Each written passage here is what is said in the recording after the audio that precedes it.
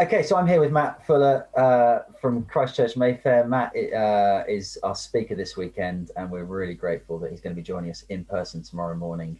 So Matt, thank you so much in advance for all you're going to do to serve us this weekend. We'd love to just take a few minutes to get to know you a little bit better. So tell us just a little bit about yourself, and then we always love to know, we love to hear people's stories. How did you become a follower of Jesus in the first place? Well, phew, that was your seventh attempt to get that right. Well done, Jamie. No, not true. That was the first time. First take. First time. What was your question? I wasn't even listening. No, how did I become a Christian? Let me tell you that. I was not brought up in a Christian home, so I think zero contact. I must have met a Christian at some point in my life, but I wasn't conscious of ever having done so. I was probably rude to someone, but it was only really going off to university. And in simple terms, it was the faithful witness of Christians. In particular, Wednesday is always sport, isn't it? So I enjoyed my sport on a Wednesday afternoon, and then all the sports teams would decamp to this one pub on a Wednesday night.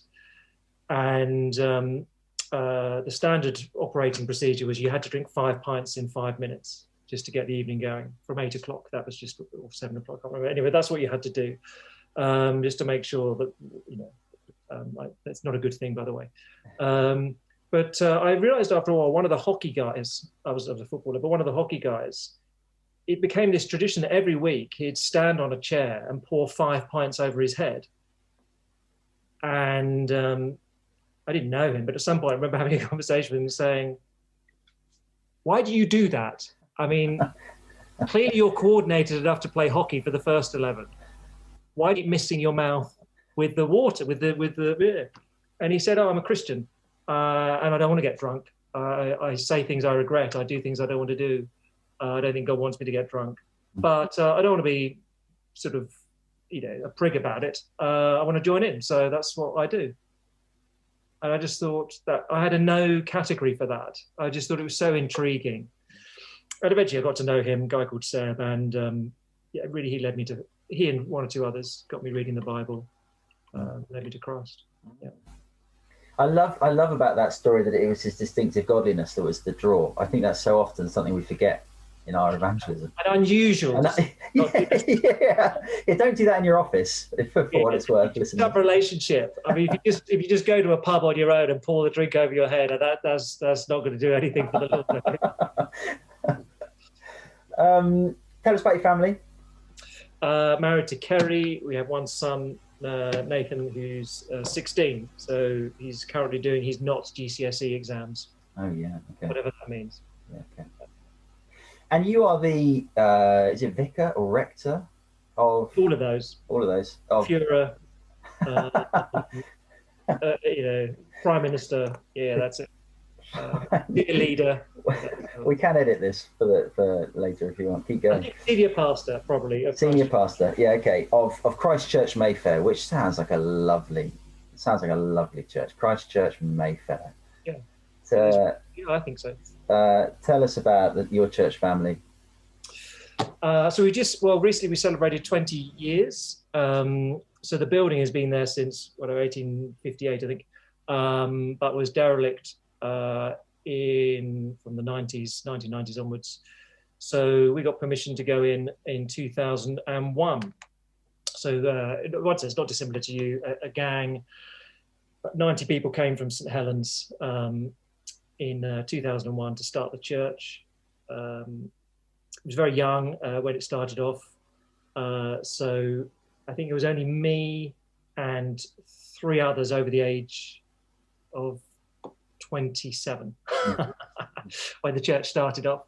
So it was really very young. Yeah. But up and down. But yeah, 20 years on. And so you look at Mayfair is a weird place. It's hotels and restaurants and some commerce. You work in the city and then you do well, and so you move over to the West End. It's sort of for a slightly smaller boutique firm of whatever kind. That's a lazy observation. but it's a bit of that. So demographically now we'd go, yes, from newborns to those who are retired, 30 nationalities. Yeah, although the average age is probably below 30, I'd imagine still. Yeah. So no one lives in the area. Some people would walk to church. I think probably about a third walk or cycle, maybe. A third would travel in on the tube, or used to. A third would drive 10 minutes or so. Someone like me would drive to go there for 10 minutes. Yeah. And over the years, you've been involved in church planting as a church. Done a bit of that. What's that been like? Varied. So some of the plants have gone really well and flourished, and only one of them we had to close after a few years. It wasn't going to work, and pretty varied. So some, to sort of posh areas like Fulham, 2 of them onto council estates. With the financial economic deprivation, but much more multicultural. So varied what the plants have looked like, but a joy to still be involved. I mean, the 2 on the council estates, they've never been financially viable, so we've had to support them for years and years and years, but that's all right. We always knew that was the case. So varied. Some have gone really well, and some haven't worked. One hasn't worked. This is far too general a question almost to be helpful, but having, I guess, been involved in Christian ministry in churches in London over 20 years or more, I guess, what are some of the particular pressures that you found on church life or Christian life in London? Well, I think it's a feature of cities more than London. I remember having a lament once,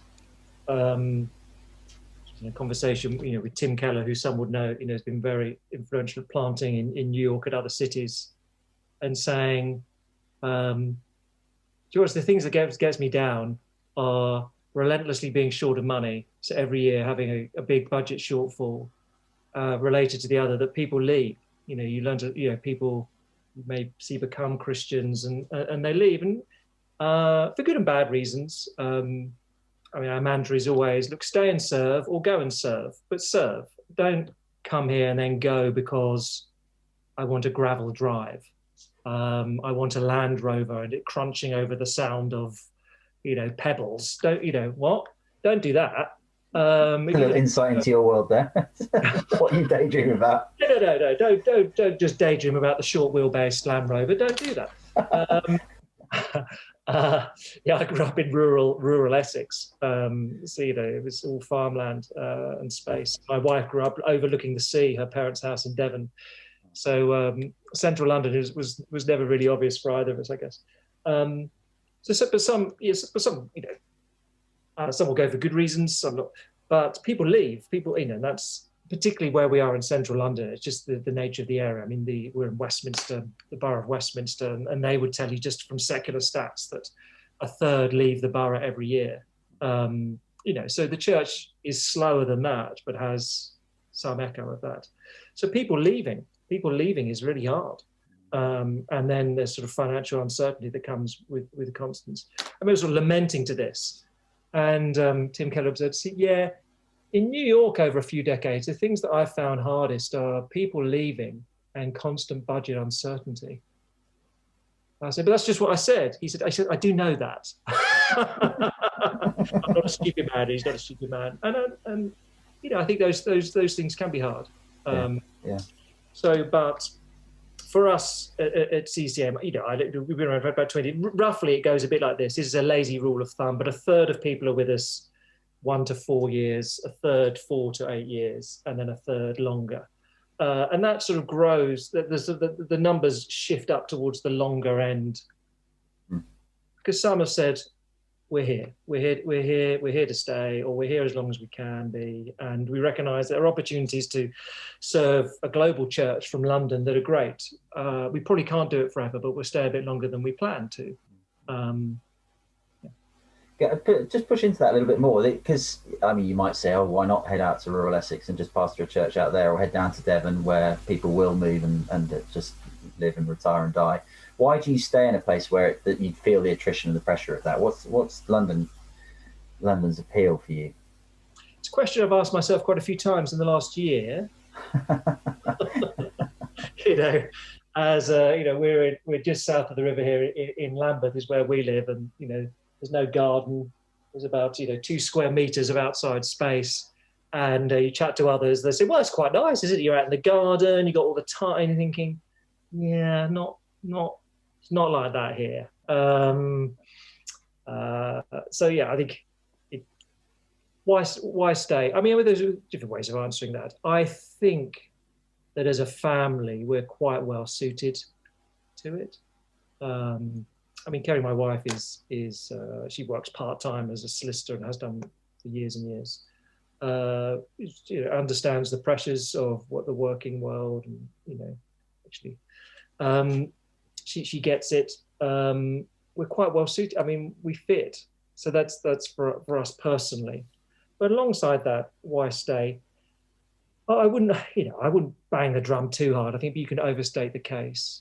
But the people that pass through London, you do get the nations here, and you do get an opportunity, even when people, either sort of the transient people come for their first job in their 20s and then move through.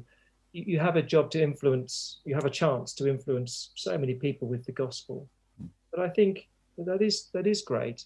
And I wouldn't say therefore it's better or more valuable necessarily, but you've got to recognize that the density of just people.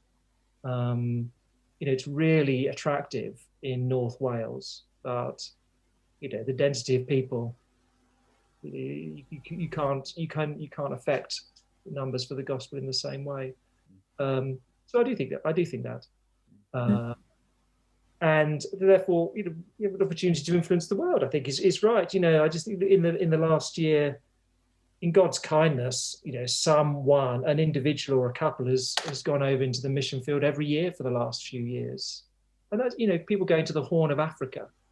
You think, wow, I don't want to go to the Horn of Africa. It's really violent, and actually your life is genuinely at risk.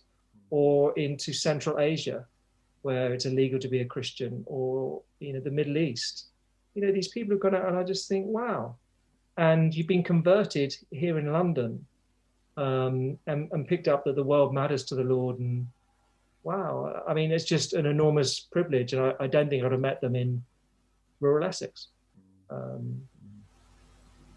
It's just a different stage of ministry, but it's not for everyone. I wouldn't over push it, but I think there are opportunities to serve the kingdom of Christ globally that you get in a major city such as London that you don't get elsewhere.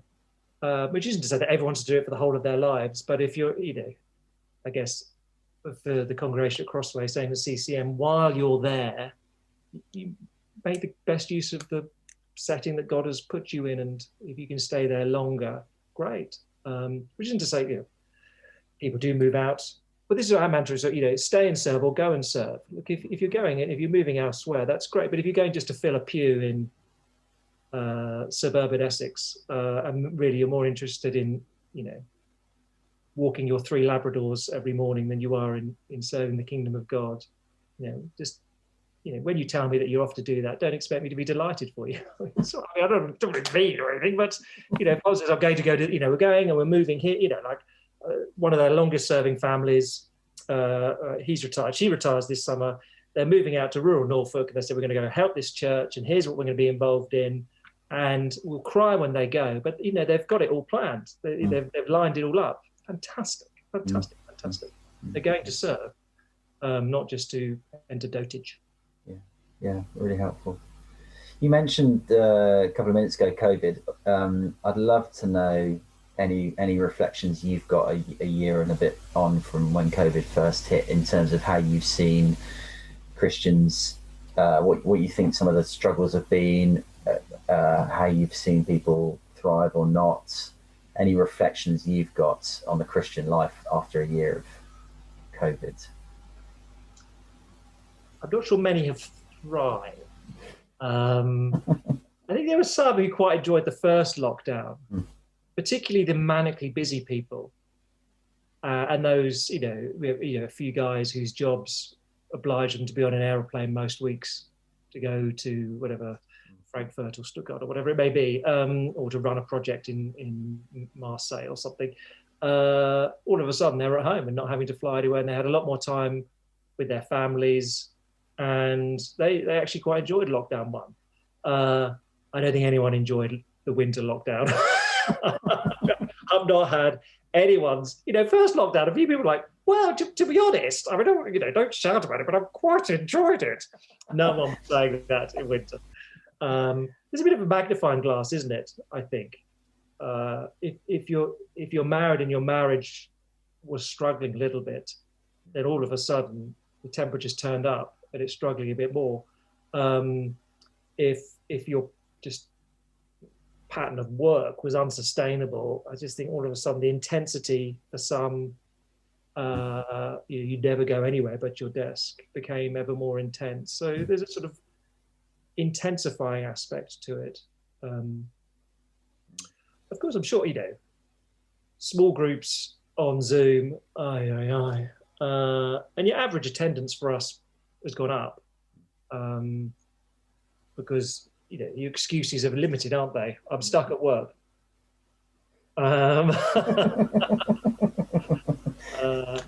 Although there's just the screen exhaustion was real. It was really great. I mean, I can't remember when, something like beginning of May last year, or a few months into lockdown one.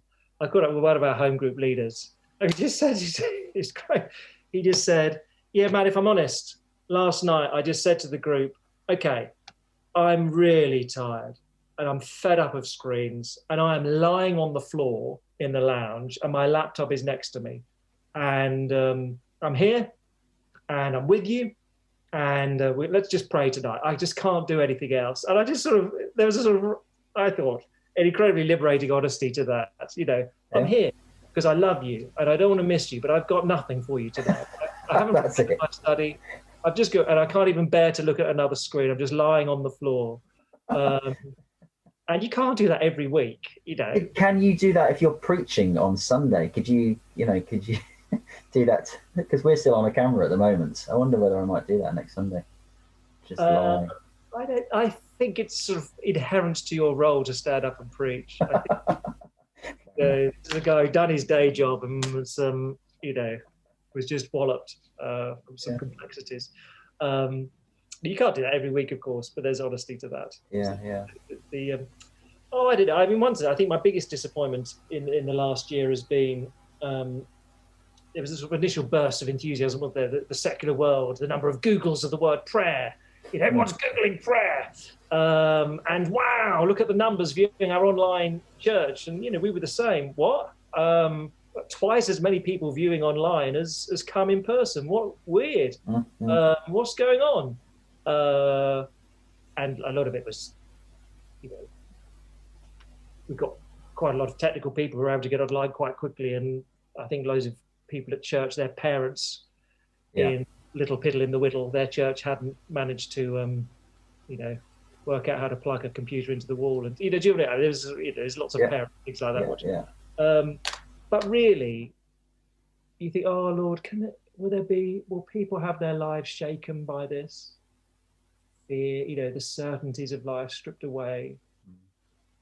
And I've not heard of anywhere. I mean, we've had some people converted in the last year, wonderfully, and people have turned up in weirdly large numbers to do sort of explorers courses online. I mean, why would you do that? It's just so, but people have and have been converted, but not great numbers. And I've not heard of any church which actually really see lots of. So I think that's my biggest disappointment, that in the biggest shake-up of the country, indeed the world, for a generation or more, certainty's dropping away. People just gone. let's watch Netflix. Let's hunker down and watch Netflix until it all goes away. Yeah. What's been for you in terms of your own kind of spiritual life during all of this? How have you kept yourself going? Just keep reading the Bible, do you? I think not the whole year, but I get bored in quiet times, not in each individual one, but I'll do something for a couple of months, then I have to do something else. Like the reading the Bible through a year, I've never managed that. Just never managed it. Because I'll get about 6 months in and go, oh, I want to do something else now. Rather than reading 4 different bits of the Bible, actually, I just want to read one book of the Bible for the next month or 6 weeks. So I get bored quite quickly, but I'm not bored of the Bible or the law, but just the same rhythm. But I found, I've been through the book of Psalms a few times, and then a month in the Proverbs. I found those 2 books actually particularly helpful. I don't, what do you do? So many decisions to make. Actually, just reading a chapter of Proverbs a day. I've done that 3 times. That was good. Psalms I've been through a few times. Not exclusively, been reading other books of the Bible as well, of course, devotionally. But I found those 2 particularly helpful. What do? You just read the scriptures, don't you? I mean, the only other 2 hobbies I've picked up during lockdown are one, snacking. I just had a lot more snacking. Yes, I noticed that. Yeah. That's right. So there it is. And 2, just listening to podcasts of all sorts, Christian or non-Christian, and various things. I've enjoyed, walking around. I mean, those things, we're holistic creatures, aren't we? You got to move around. I mean, being in the same 4 walls, you just go bonkers. You just go a bit bonkers.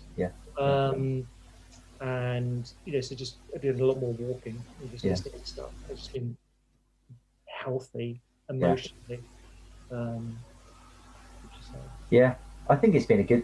There's been some good in discovering that we're created beings that need movement and community and connection and exercise and sleep and those kind of things. I hope we might have some good lessons to come out of this on the back of all of that, but we'll see. Well, we'll be slightly Victorian, won't we, and say, I think we need a bit of fresh air. Some recreation. Need a nice bit of healthy fresh air. Now, look, we'll get just to round things off. You're going to give us a whole 3 talks on Isaiah 40, just the one chapter, which some of us may remember from about this time last year when we were in small groups. But it's just going to be wonderful to be in one chapter of the Bible and to really dwell in that. Matt, give us a couple of teasers as to what you're going to be teaching us and how you hope that might help us. Well, you do yourself a disservice because you chose it. I guess so. I gave Jamie a few options, and he said that. I want that. I want Isaiah 40 for Hicks, and I readily understand why. I mean, one of the reasons I suggested it, I think really the setting, the Isaiah 40, chapters 1 to 39, lazy. The chapters 1 to 39, the book of warnings. Chapters 40 to 66, the book of comfort. See, Israel has been exiled. They're crushed. They've been taken out. They've lost everything. They're a demoralized people. And I think the question at the heart of chapter 40 is in verse 27. Why are you saying, "My way is hidden from the Lord"? The chapter 40 of Isaiah, I think, it's written because Israel is saying, God doesn't care. Do you care? I mean, you don't seem to care. You don't care my way, my right, my mishpat. You don't care about my justice, my well-being. You don't care. And so the whole chapter is there to say that God does care. Well, he cares. You get it all now before you're not careful. But first talk, verses 1 to 11, he cares. Second talk, 12 to 26, he's powerful. And 27, so he can, to the end, he can deal with your weariness. or faintness. Depends which translation you're reading. But yeah, so 4 times at the end of the chapter, that he can deal with the weary, he can deal with the faint, he can deal with the, and then various synonymous terms, the exhausted, the tired. And to a greater, lesser extent, I mean, I think a year, the past year, we're all just a bit weary. And not just in a physical sense, but in a, but I mean, so I think it's a good thing to look at. Now, he cares. He's powerful. He'll give you what you need. Great. It's not rocket science, but no, it sounds great. It sounds just what we need. So we're looking forward to it. Mate, thank you very much in advance. We will see you in person tomorrow morning. It's always good to be thanked in advance because you never know what you're getting. Yeah, I'll see what we say at the other end of the weekend. But in the meantime, thanks in advance.